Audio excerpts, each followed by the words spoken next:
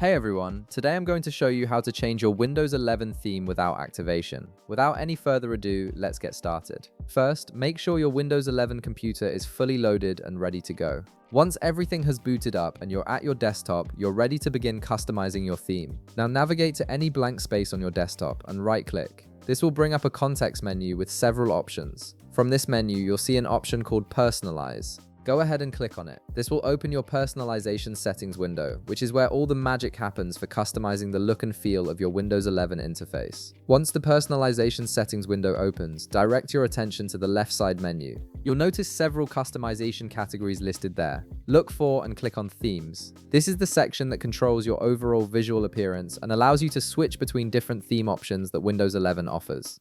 Within the Themes section, you'll see a selection of pre-installed themes that come with Windows 11. These are stock themes that Microsoft includes with every installation, and the good news is you can switch between them freely even without activating Windows. Simply browse through the available themes and click on any one that catches your eye. The theme will apply immediately, changing your colors, sounds, and desktop background all at once. Now here's something important to keep in mind. While you can change themes without activation, you're limited to using only the stock themes that come built into Windows 11. If you want to download new themes from the Microsoft Store or add custom themes from other sources, you'll need to activate your Windows installation first. Without activation, you're restricted to what's already included in the system, but you still have several nice options to choose from that can give your desktop a fresh new look. And that's it. You've successfully changed your Windows 11 theme without needing activation, giving your desktop a personalized touch using the built-in options available to you. If this video helped you out, be sure to leave a like, subscribe, and I'll see you in the next one.